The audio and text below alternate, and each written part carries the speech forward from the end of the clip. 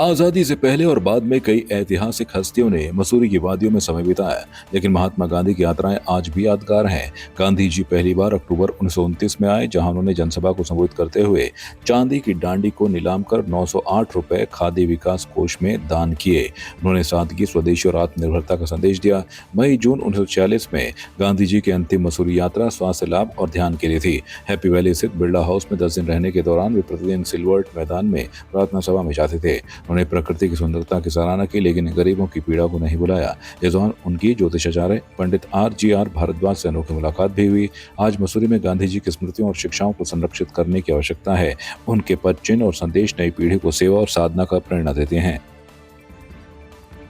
निश्चित रूप से ये मसूरी नगर का सौभाग्य है कि गांधी जी इतनी बड़ी महान हस्ती, पूरा अंतर्राष्ट्रीय हस्ती जो हमारे मसूरी में 2 बार आए, और एक बार तो वो 1929 में आए थे। तब तो मसूरी में गाड़ियाँ भी नहीं आती थी, तब घोड़े पे और डांडी में बैठ के आए थे। और तब उन्होंने तब भी यहाँ पे जो अंग्रेज़ों द्वारा यहाँ के जो स्थानीय रिक्शा वाले थे या स्थानीय कुली थे, उनका दर्द देख के उन्होंने उस पर काफ़ी चिंता व्यक्त करी थी। और उसके बाद फिर 1945 में उनको डॉक्टरों ने एडवाइस किया। 1946 में वो जेल से छूटे थे और पूना से वो उनको कहा या आप पंचगनी जाइए या शिमला जाइए, लेकिन वो उन्होंने कहा नहीं, मैं मसूरी जाऊंगा, क्योंकि मसूरी उनको बहुत अच्छा लगता था। और मसूरी में वो बिरला हाउस में रहे। यहाँ हैप्पी वैली में बिरला जी का होटल है, हैप्पी वैली में घनश्याम दास बिरला जी का हर्मिटेज नाम की कोठी है। तो गांधी जी प्योरली उन्होंने जो पत्रकार उनके साथ भी आए या अंतर्राष्ट्रीय प्रेस यहाँ आती थी, उनको सबको कहा कि मैं यहाँ प्राइवेट विजिट हूँ, मैं कोई इंटरव्यू नहीं दूंगा। सिर्फ वो मॉर्निंग वॉक वगैरह किया करते थे, लेकिन फिर भी काफ़ी पत्रकार आते थे, उनसे थोड़ा बहुत पूछते भी थे। तो उन्होंने कुछ मसूरी के बारे में भी बोला कि मुझे क्या चीज़ यहाँ अच्छी लगती है क्या।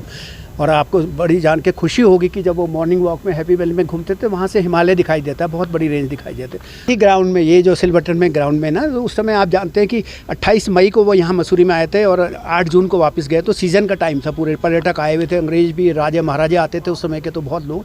तो उन्होंने यहाँ पे एक चांदी की, यहाँ के स्थानीय लोगों ने, कांग्रेस के लोगों ने या जो भी स्थानीय लोग थे, उन्होंने एक चांदी का उनको डांडी दी थी, जो सीडान कार होती है ना, जैसे जो कैरी करती है जो लोग, उसमें जैसे अभी डांडी होती है, तो उसमें बैठ के ही गांधी जी एक बार आए भी थे। तो उनको उसका मॉडल दिया था चांदी का, तो उन्होंने उसको तत्कालीन वहीं पे उसको ऑक्शन किया, नीलामी करी, और उस समय उनको 908 रुपये जो उसको मिले, तो उन्होंने उसे खादी फंड में दान कर दिए गांधी जी ने।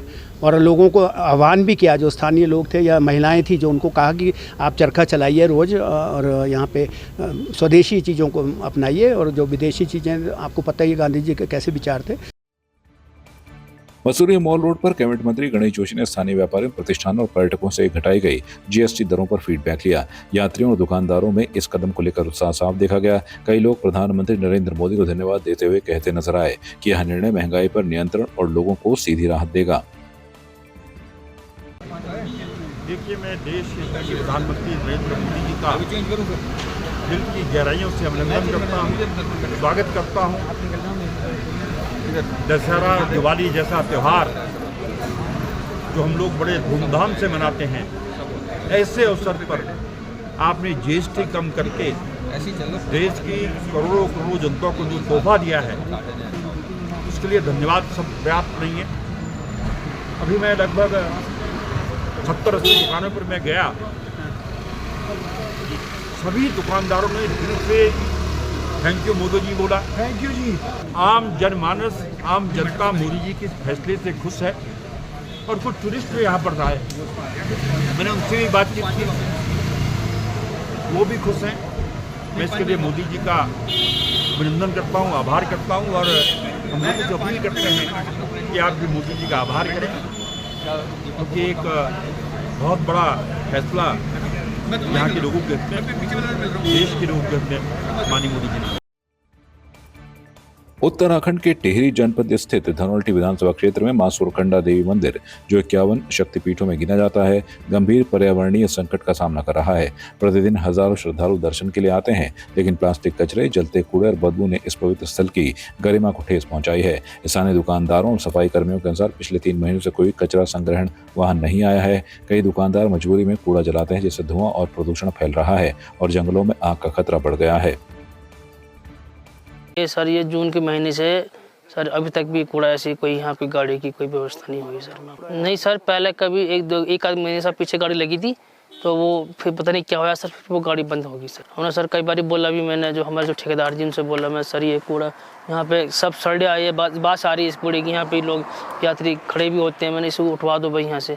सर कहते हैं हाँ कि ठीक है गाड़ी आएगी, फिर सब आती नहीं है। बस सर ये जो दुकानदार हैं अपना लाते हैं कूड़ा, और ये यहाँ पे जो अपना इकट्ठा कर, इन लोगों ने आग लगाई थी सर। ये लोग अब तारे कहाँ ले जाएंगे सर, ये बताओ इस कूड़े को।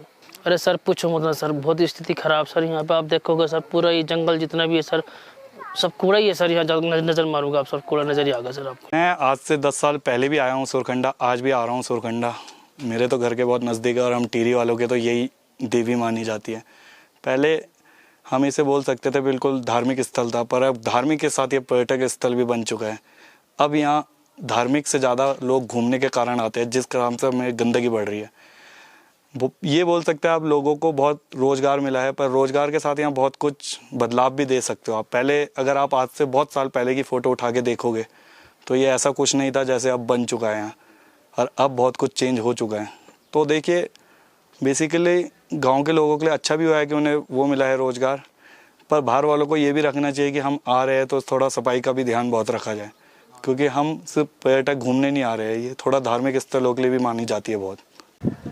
सफाई में लोकल जो जिला परिषद है, तहसील की जो समितियां होती है और स्टेट गवर्नमेंट को भी इसमें थोड़ा सहयोग करना चाहिए, क्योंकि इतना बड़ा माता देवी का मंदिर है और बहुत लोग आते हैं दर्शन के लिए, आस्था का श्रद्धा का स्थल है। जितनी यहाँ दर्शनार्थियों की भीड़ होती है उसके हिसाब से सफाई कर्मियों की भी संख्या होनी चाहिए। और दूसरा है, हम तो दुनिया के कई देशों में घूमते रहते, जाते आते रहते। दुनिया में जो सफाई कर्मियों की इज्जत और कीमत होती है, वैल्यूज़ जिसको बोलते हैं, तो वो वहाँ जो आईटी वाला काम करता है, दूसरे स्किल में जो काम करता है, उसके हिसाब से होती है। यहाँ हमारे पास सफाई कर्मचारी को 4-5 हज़ार रुपया में काम करवा लेते हैं, और वो बेचारा, उसका बच्चा होगा, बैरी होगा, उसका जो परिवार होगा, कैसे पालन होगा। सफाई कर्मचारी को भी पूरा वेतन मिलना चाहिए, उसकी भी कीमत होनी चाहिए। तो इस देश में सफाई अभियान भी अच्छा चलेगा, सफाई भी रहेगी और उसको भी रिस्पॉन्सिबिलिटी के साथ काम करेंगे सफाई कर्मचारी। आपकी इस पर क्या राय है, हमें कमेंट कर जरूर बताएं। इसके साथ ही आप हमारे YouTube चैनल को सब्सक्राइब कीजिए। आप हमें Facebook, Instagram, Twitter पर फॉलो भी कर सकते हैं, और संवाद 365 के साथ एक क्लिक में जुड़ने के लिए डाउनलोड कीजिए संवाद 365 ऐप।